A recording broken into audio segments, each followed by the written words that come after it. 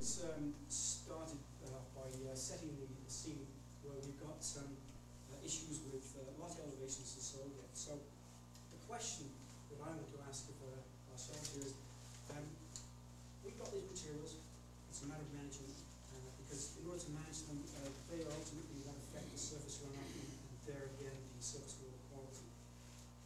So materials on the site need to be moved, they need to be stored, they need to be changed, or even removed. So I put the analogy that we're looking at here to a simple QA/QC issue that we have in, say, a controlled environment factory.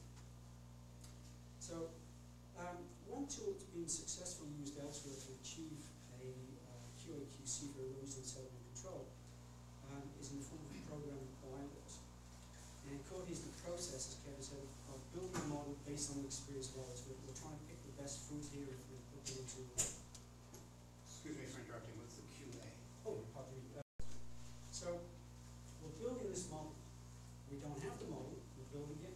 I sort of feel a little bit like a quantum physicist this morning, because I can tell you everything about it, but I can't actually show you anything. So a little bit of patience for you. What I do want to talk about, though, is the process of how we get there and the tools that go into the ESC bylaw.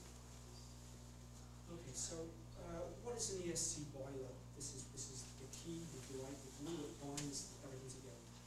So, what is a tool? It's a tool of getting the right thing done to protect the environment from the effects of erosion and sedimentation. Why are we doing this? Well, it's quite obvious why we're doing this, and I'm going to show you a couple of slides in a second, and then I want to talk about the how part of the equation. How do we actually get there? And that goes back to the question that was raised earlier by a gentleman over here about the implementation portion. So, okay, here we are. We want to move on from this. This is getting it wrong. And I believe, Kevin, am I right? These photographs were taken anywhere else but Courtenay. This isn't actually. This is Courtenay.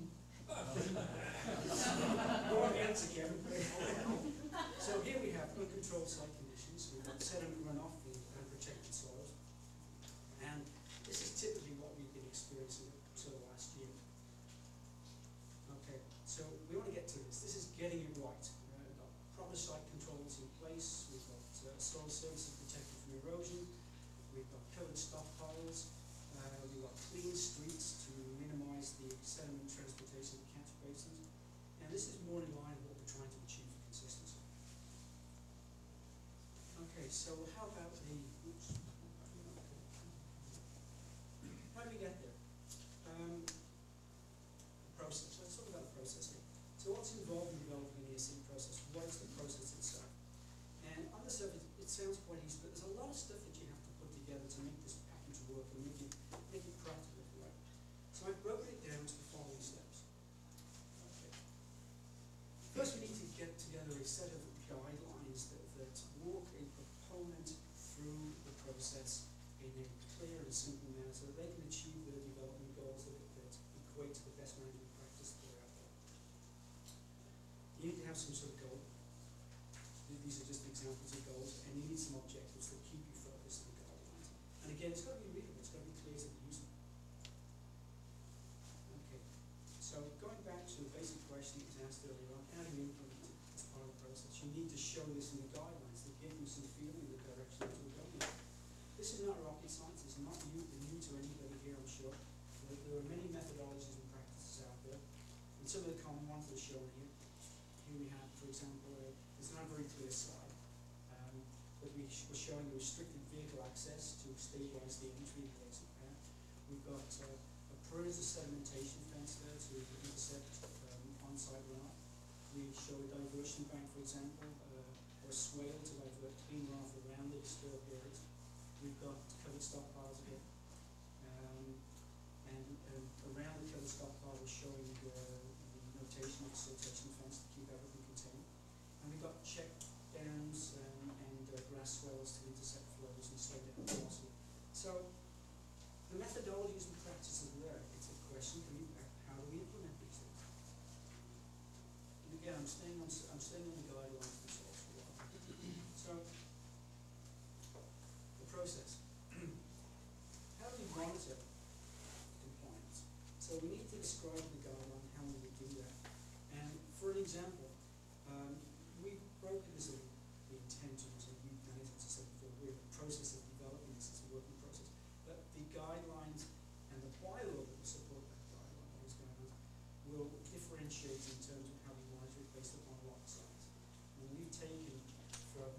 experience out there, a figure that defines the difference between what we call a large lot and a small lot, and we'll get into that later. So on a larger lot, we would expect to use a sediment controlled supervisor for want of better words. That individual is going to be responsible for the adherence to the ESC plan. So who's a sediment controlled supervisor? It could be an engineer, it could be a biologist, technologist.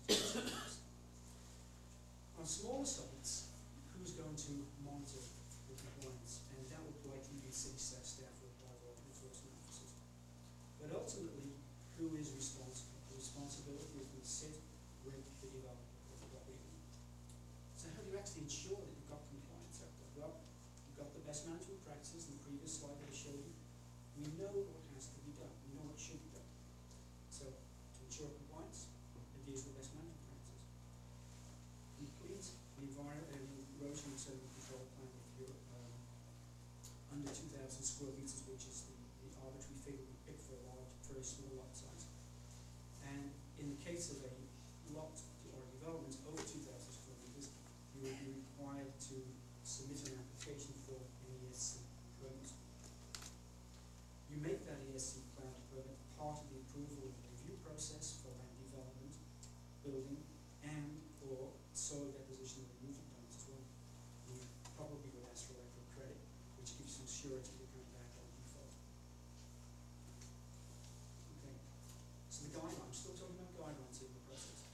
So what's the consequence of non-compliance? Well, I mentioned forfeiture, surety deposit, fines by the city, and there are also opportunities and tools there for fines and further punitive measures by both the province and the feds. And I believe there are about 31, Susan, I think it's about 31 pieces of legislation out there currently between feds and provinces which apply to issues relating to water quality. And of course, you need to include the guidelines, directions where you can get more information, website obviously, be able to answer frequently, ask questions and so forth. But you've got to make this easiest for people who flow through the whole process. So, moving on to the process again. Now, I've talked about the guidelines. I'm going to talk about the bylaw. So, I'm a layman here as far as the legalese is concerned, so very UK. So, the bylaw, this is a tool to drive the mandate. To get things moving bylaw-wise, we have yet to introduce the concept of council. We then to do a formal report to council, and of course, the bylaw reading portion of that. The permitting side of this, I'm going to ask you the question, does everybody need a permit? And the answer is no, and I mentioned before, based upon lot size. Some need a plan, some need a permit. How do you get that permit? Where would you get one? And who needs to accompany this? And this is going to be clearly defined with the guidelines again. Kevin talked about surety deposits before, 120, 125% of the ESC cost of the work, not the cost of the work, but the ESC cost, whichever the larger, $10,000 or 120, 125% of the ESC. So you've got that as a fallback. And then you've got the application itself. We have to develop an application form, and you want to make sure that you've got a checklist that goes with that, so that when the permit comes along, it's clearly defined in advance. Fill all the gaps in, to has to go and get my $200, or I've got to go back to square one here. So with the application form, make sure you've got a checklist. Okay. So let's talk about the process now. Assurance and enforcement.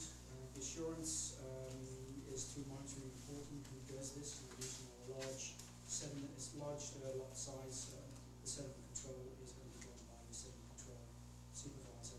The smaller ones going to be done within the city itself. So I've just shown these representative references, if you like. You can talk about TTS, the equivalent that's being accepted here is NTUs. I believe the acceptable level by EFO is about 75